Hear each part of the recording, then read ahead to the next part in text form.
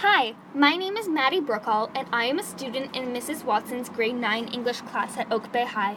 Over the last few weeks, I have learned about poetry devices, different kinds of poems, and the importance of poetry in the Aboriginal culture. In this video, I will share 6 poems that I have written about Aboriginal culture, symbols, and teachings. I hope you can enjoy and learn from my poetry. The first poem I will share is a symbol poem called The Sea Otter's Lesson. The sea otter, not only a playful spirit, but also a medicine for emotional healing.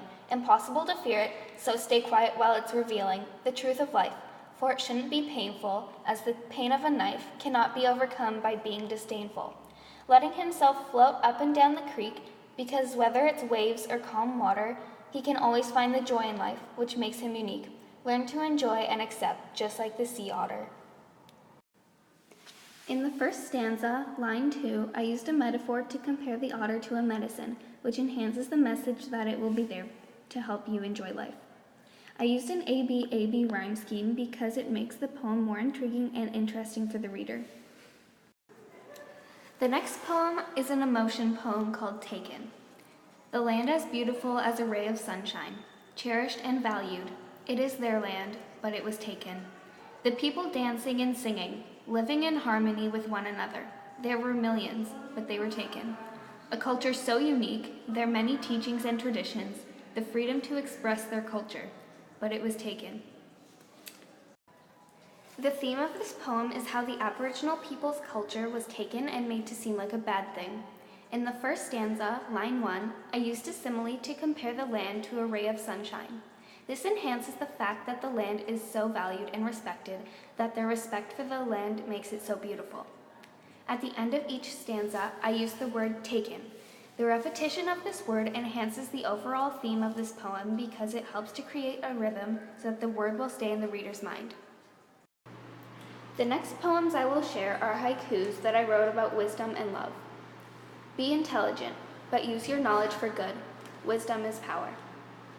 To live without it, life would be too meaningless. Love is happiness. These haikus are about cherishing and using wisdom and love in a good way. I used a metaphor comparing wisdom to power because it enhances the message that wisdom can have a strong impact on the world. The next poem I have written is a concrete poem called A Raindrop. A raindrop that falls from the sky, almost as if it is silently crying. The tears it sheds are so precious, watering the trees and plants in our forests, and they drop like they're playing music in an orchestra. As the sun comes out, the rain creates a rainbow, a beautiful sight to see and a miracle to nature. The mist keeps us cool in the warm summers, and the drops freeze into snow in winter. Filling up our lakes and oceans, this water is essential. The theme of this poem is appreciating nature and realizing what rain does for the world. In line 2 and 3, I used personification to say it is like the sky cries, which enhances the imagery of rain falling. In line 7, I used a metaphor to compare the raindrops falling to music in an orchestra.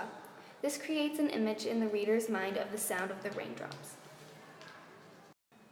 The next poem I will share is a poem of my choice, and I chose to do a Diamante poem about civilization and colonization.